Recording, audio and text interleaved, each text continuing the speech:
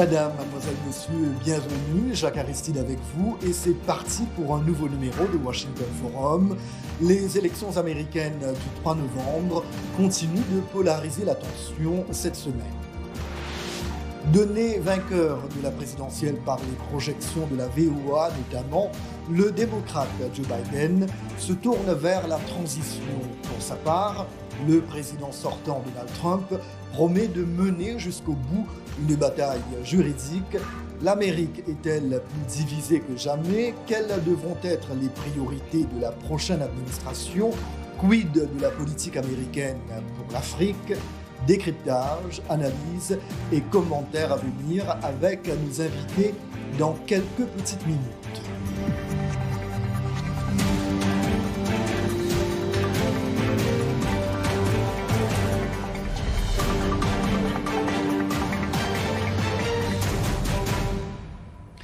Un grand merci pour votre fidélité à Washington Forum, un programme de VOA Afrique. L'équipe de campagne du démocrate Joe Biden a appelé l'administration américaine à approuver une transition officielle. Quant au camp du républicain Donald Trump, il entend poursuivre les recours juridiques contre les résultats préliminaires du scrutin. Davantage avec Lionel Gaïma. Les États-Unis restent très divisés depuis l'élection présidentielle du 3 novembre. Presque une semaine après, Joe Biden déclare qu'il entame dès maintenant sa transition vers le pouvoir. Le président Donald Trump, qui ne s'avoue pas vaincu, dit que les votes sont toujours comptés dans certains États et qu'il devrait avoir la possibilité de lancer les défis dans les États où il y a des allégations de fraude. Ce que je trouve intéressant, c'est cette déclaration de certaines personnes disant que c'est une victoire écrasante pour Joe Biden. Ce n'est tout simplement pas vrai parce que vous avez un grand nombre d'États qui sont toujours en jeu. Les dirigeants démocrates ont appelé leurs homologues républicains à accepter les résultats projetés dans l'intérêt du pays ou à fournir des preuves de la fraude. Si les républicains veulent soutenir le président Trump dans sa résistance à accepter le résultat des élections, le président doit montrer des faits, pas seulement des tweets colériques. Le président élu n'entrera en fonction que le 20 janvier à midi, mais l'équipe de Biden a déjà annoncé qu'elle va commencer sa transition pour diriger le pays en mettant en place dès maintenant un groupe de travail pour lutter contre le Covid-19 qui a déjà fait plus de 237 000 morts aux États-Unis. Les plans pour la prestation des serments du président se poursuivent. Je m'attends à voir le vice-président Biden et le président Trump sur la scène le même jour de l'inauguration. Et ce sera un message puissant, quel que soit celui d'entre eux qui aura prêté serment ce jour-là. Après avoir longuement entendu le résultat des élections, la nation est prête à passer à autre chose après une campagne présidentielle âprement disputée. Merci bien Lionel. Le décor est donc planté. Il est l'heure maintenant d'entrer dans le vif du sujet avec nos invités. René Lake, journaliste et analyste politique. Il est basé à Tenleytown à Washington, D.C. De l'État du Maryland, le journaliste Claude Porcella, ancien chef du service francophone de La Voix de l'Amérique. Et à Bakersfield, en Californie, l'avocat Dennis Beaver. Tous les trois fins observateurs de la politique américaine. Nous les remercions infiniment d'accepter de nous accompagner dans nos émissions depuis ces élections du 3 novembre. Joe Biden s'est donc d'ores et déjà tourné vers les préparatifs de son accession à la Maison-Blanche, mais lors d'une conférence de presse à Washington lundi dernier, Kayleigh McEnany, porte-parole de la Maison-Blanche, a affirmé que l'élection n'était pas terminée et a accusé les démocrates d'avoir triché. René Lake, où en est-on ce mercredi? Écoutez, Jacques, la situation n'a pas tellement évolué, sinon qu'elle se, j'ai presque envie de dire, elle se désembellit un peu plus tous les jours. Mais disons que globalement, les républicains, en tout cas le leadership des républicains, semble soutenir, c'est peut-être pas le bon mot, mais semble aller un peu dans la direction de Donald Trump. Ils ne vont pas aussi loin que lui, parce que lui, il dit qu'il a gagné les élections. Eux, ils disent, écoutez, il faut laisser le processus se dérouler tranquillement. laisser la possibilité à Trump d'engager les procédures judiciaires contre les résultats pour un recompte dans certains États et autres, et tranquillement, les choses vont se faire normalement. Je suis un peu de l'avis je pense plutôt que effectivement, les républicains veulent simplement donner un peu de temps à Donald Trump parce qu'il y a une grande question politique, c'est quel va être l'avenir du Parti républicain. Et de toute évidence, avec plus de 71 millions de voix, Donald Trump va certainement peser très, très, très lourd. Donc, je crois que les républicains jouent une carte, c'est une tactique politique, mais qu'en dernier ressort, tout va rentrer dans l'ordre assez rapidement. Du côté de Joe Biden, comme vous l'avez dit, la transition est engagée. Claude Porcella, généralement, comment se déroule la transition entre deux administrations aux États-Unis? Eh bien, écoutez, tout dépend d'un service qui s'occupe de l'administration générale, des bâtiments, du matériel, des différents ministères et des différents départements. Donc, ce service, une fois que un nouveau président a été élu, en attendant qu'il prenne officiellement ses fonctions, lui donne un certain nombre de moyens pour qu'il puisse mettre en place son gouvernement. Par exemple, il devrait disposer de quelque chose comme 64 millions, parce que tout cela demande des moyens. Le ministère de l'équipe de transition et également refuse aussi les moyens. Et ça, c'est une chose que l'on n'a pas vue et qui sort un peu de l'ordinaire. Oui, justement, parlons de ces services généraux de l'administration fédérale ou General Services Administration, GSA. D'après une porte-parole de Emily Murphy, c'est elle la chef de la GSA, celle-ci n'a pas encore déterminé qu'il y avait un clair vainqueur. Denis Bive, que signifie une telle position?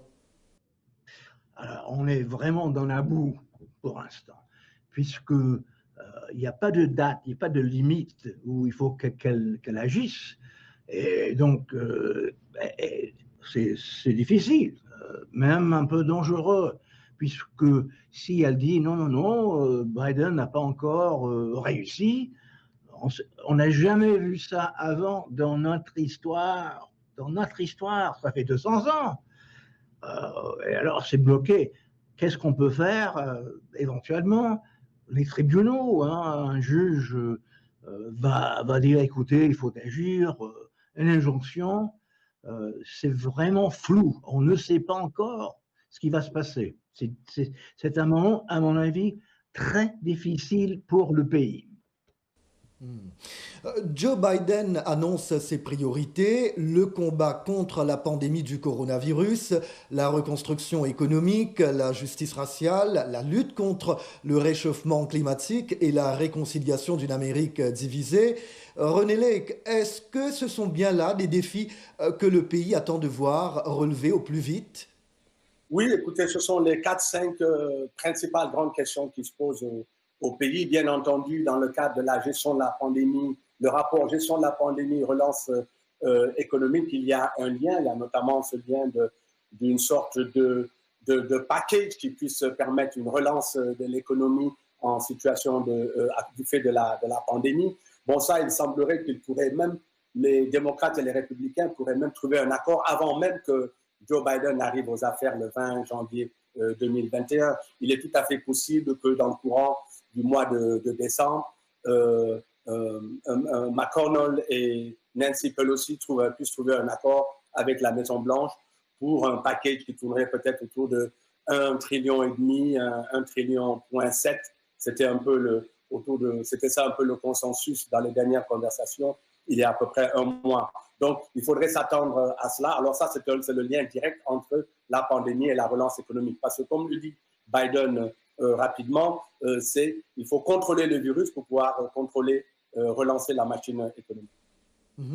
Mais durant la campagne, Donald Trump a beaucoup parlé de réussite économique du pays. Ses partisans sont d'avis qu'il y a eu des succès, notamment sur le front de l'emploi, mais admettent que les bons résultats ont été balayés par la pandémie de Covid-19. Qu'en pensez-vous, René, rapidement? Oui, écoutez, bon, ça dépend de l'indicateur. On en a souvent parlé de ça durant les 3-4 dernières années. Ça dépend de l'indicateur qu'on utilise, Jacques. Si l'indicateur c'est effectivement le Dow Jones, donc les marchés boursiers, il n'y a pas de doute.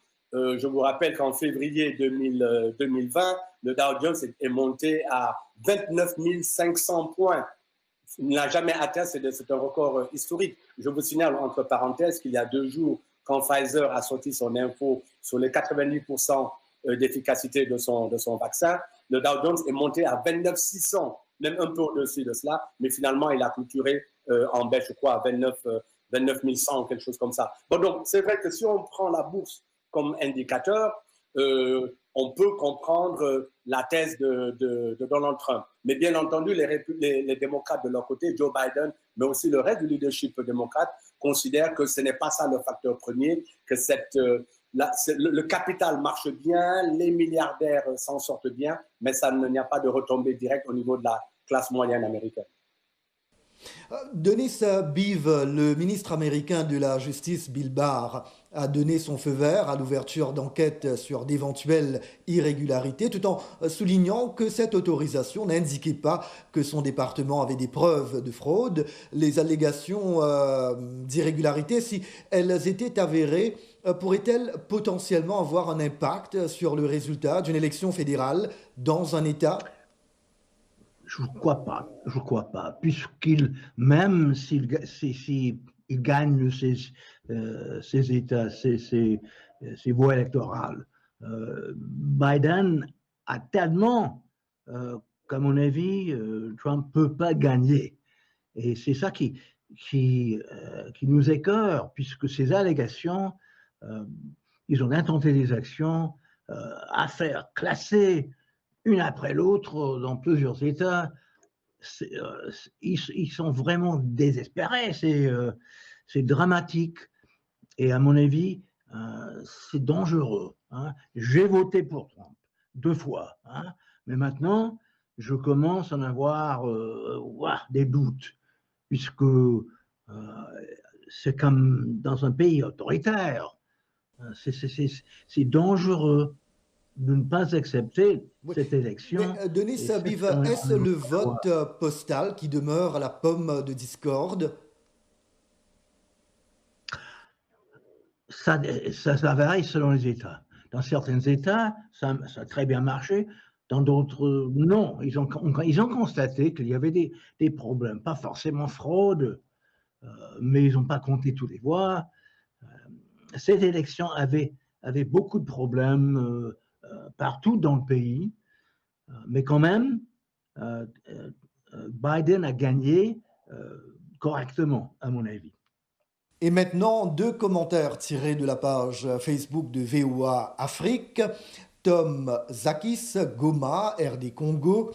La démocratie américaine en sort un peu affaiblie à l'intérieur comme à l'extérieur. Les dirigeants africains pointeront les élections américaines de 2020 en arguant que les États-Unis ont tous les moyens pour organiser des élections crédibles, mais elles ont été contestées elles aussi. Donc, la contestation des élections deviendra un acte banal, sans impact, surtout qu'actuellement, de plus en plus, les présidents africains sont moins démocrates.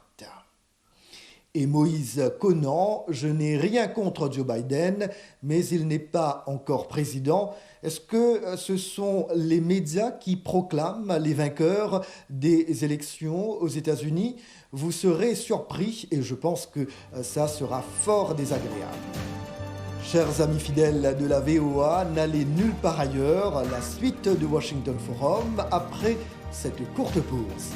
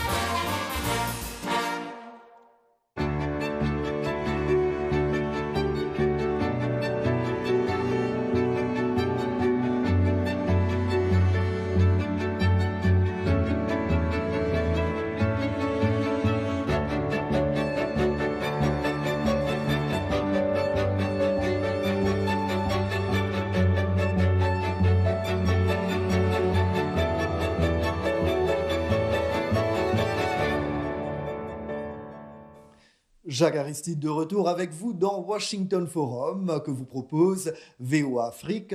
Gros plan sur les élections américaines. Avant de continuer la discussion avec nos invités, je vous propose quelques réactions en République démocratique du Congo. C'est un micro-trottoir réalisé par Patrick Abega à Kinshasa. Normalement, aux États-Unis, un président qui a déjà fait un mandat, donc il parvient à renouveler le mandat. Mais pour Trump, donc il s'est arrêté au premier mandat, ce qui n'est pas presque normal. Hein. Bon, quant à contester les résultats, je trouve que, comme on a déjà proclamé Joe Biden vainqueur, ça maintenant c'est une procédure de la justice. Hein. Monsieur Trump a excellé dans des réclamations. Il n'a pas bien maîtrisé le Covid, la maladie universelle ici, le Covid-19. C'est alors que, et d'autres comportements que j'en passe, c'est alors qu'il a été bouté dehors, qu'il respecte seulement la volonté des urnes. Mais par rapport à la politique congolaise ou africaine en général, nous disons ceci, on n'attend rien des Américains. Les Américains ne visent que leurs intérêts. Franchement, personnellement, moi, je ne m'attendais pas à voir Donald Trump se comporter de cette façon. C'est une réalité, nous sommes habitués à voir ce genre de comportement, ce genre de réactions, permettez peut-être en Afrique, mais personnellement, c'était une surprise de voir Donald Trump se comporter comme ça, étant donné qu'il a été président des États-Unis d'Amérique. Et nous retrouvons nos invités de Bakersfield dans l'État américain de Californie, l'avocat Denis Bive dans l'État du Maryland, Claude Porcella, ancien chef du service francophone de la Voix de l'Amérique, et le journaliste René Lake se trouve lui dans la capitale américaine. René Lake, une administration Biden va-t-elle signifier une nouvelle politique américaine pour l'Afrique et quelle devra être cette politique d'après vous? Oui, écoutez, pour l'Afrique, pour le reste du monde, en fait, la politique, pour simplifier, j'aime pas trop les catégorisations pour ma part, mais pour simplifier, la politique de Donald Trump était une politique nationaliste, America First, c'était assumé, c'était proclamé. Bon, c'est sûr que ça sera du passé et que l'Amérique va réapparaître sur la scène internationale comme elle a été toutes les années qui ont précédé l'arrivée de Donald Trump. Donc, je crois qu'un réchauffement des relations avec les alliés, notamment les alliés européens, retour immédiat, ça fait partie des priorités de Biden, retour immédiat dans l'accord de Paris sur le changement climatique, également réintégration, renouvellement ou relance des accords accords antinucléaires avec les Iraniens.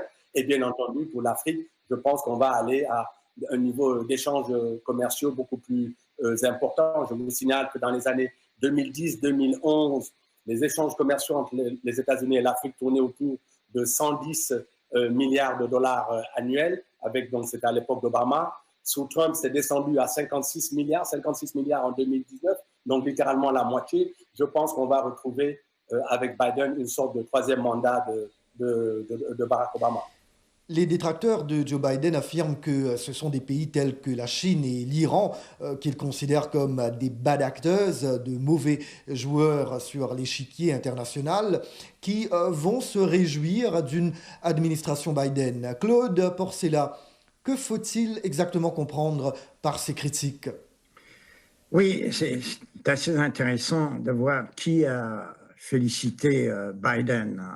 Vous avez les alliés traditionnels, Macron, Merkel, Johnson, Trudeau. Tous ont immédiatement envoyé leurs félicitations à Joe Biden. Qui n'a pas répondu? La Russie, toujours rien. La Chine, toujours rien. Le Brésil, toujours rien. Donc, dans le cas de ces trois pays, l'Iran également. L'Iran a tout de même exprimé l'espoir qu'avec l'arrivée au pouvoir de Joe Biden, il serait possible de relancer l'accord nucléaire. Et ça fait partie de ses projets.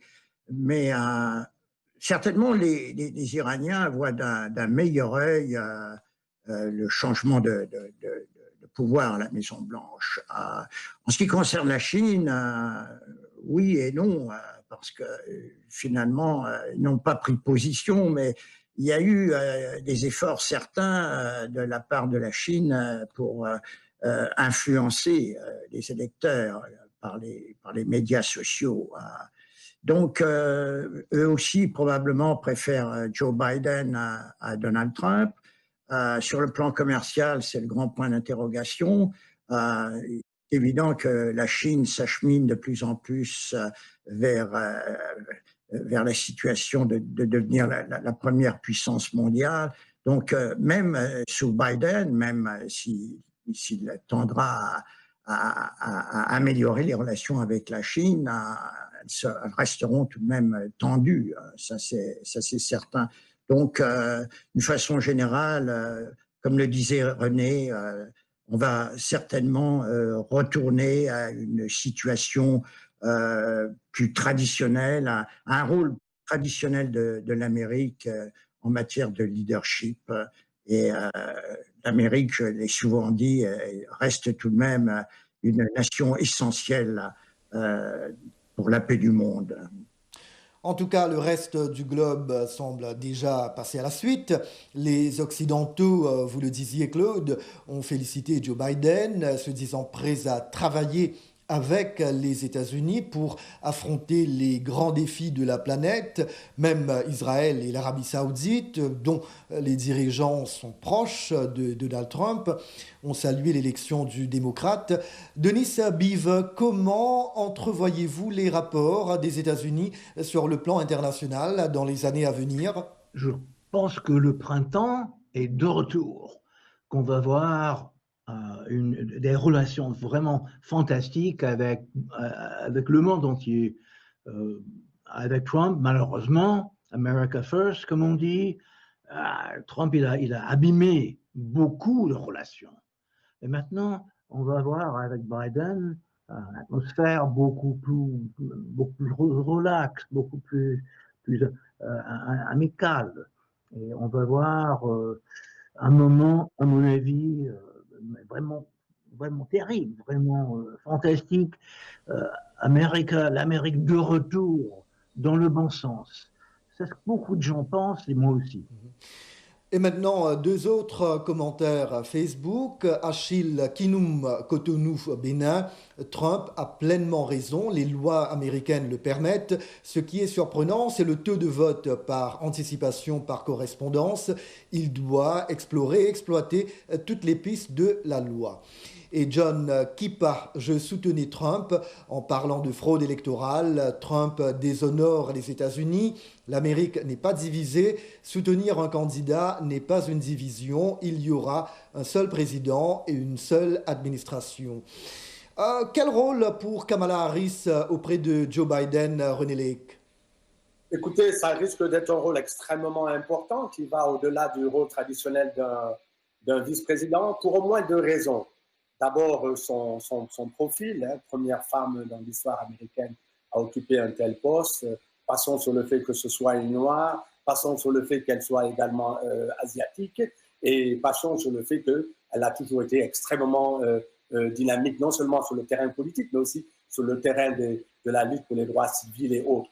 Donc, de ce point de vue, de par son profil, elle a une situation particulière. Mais ce qui est le plus intéressant de mon point de vue avec Kamala Harris, c'est que c'est aussi l'une des premières fois qu'un vice-président arrive en devenant de facto le leader du parti en question. Et ici, c'est le parti démocrate. Il est évident que dès lors qu'elle est la vice-présidente, considérant l'âge de Biden, considérant la possibilité qu'il ne se présente même pas pour un deuxième mandat, de facto, elle devient la leader du Parti démocrate et de facto, elle est en pole position pour être la prochaine candidate des démocrates à la présidentielle. Donc, toutes ces deux situations qui ne vont pas être faciles à gérer de mon point de vue, lui donnent un statut particulier qui fait que je crois que Joe Biden lui confiera des missions très précises pour pouvoir élever sa stature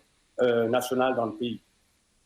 Pour ce qui est du vote au niveau national, les derniers chiffres indiquent que Joe Biden a recueilli plus de 76 millions de voix et Donald Trump plus de 71 millions, ce qui fait dire à de nombreux Américains que leur pays est plus divisé que jamais, un pays carrément coupé en deux. Il y a certains Américains qui ont même commencé à parler des États d'Amérique sans le mot « uni ». Cette même question que je voudrais poser à vous tous les trois. Tout d'abord, tous bords politiques confondus, républicains, démocrates ou autres, ce pays va-t-il pouvoir se réconcilier et comment? Je commence par vous, René Lake. Écoutez, réconciliation, tout dépend de ce qu'on appelle réconciliation. Réconciliation autour des institutions américaines. Personnellement, je suis tout à fait optimiste. Il n'y a rien qui ne se passe qui ne me fasse m'inquiéter outre mesure. La situation est tendue, elle n'est pas préférable. On n'a même pas eu le temps de parler, Jacques, des changements intervenus très récemment au niveau du Pentagone, du ministère de la Défense, qui peuvent inquiéter. Et je vois que beaucoup d'analystes sont assez tendus et inquiets, je peux le comprendre. Mais je pense que globalement, c'est un jeu politique, mais qu'en dernier ressort, le leadership républicain va jouer le jeu et je n'ai aucun doute sur ça. Donc, je crois qu'on peut être tout à fait optimiste et que, bon, il y aura un consensus sur les institutions. Maintenant, d'un point de vue des positions politiques, sur les questions de l'identité, sur les questions de la menace existentielle liée au changement démographique aux États-Unis, etc., ça, c'est très, très profond. Ça, c'est des siècles d'histoire. Ça mettra du temps, mais c'est dans l'ordre des choses. C'est le cas ici aux États-Unis, mais c'est le cas ailleurs en Europe, en Afrique et même en Asie. Claude Porcella, votre avis?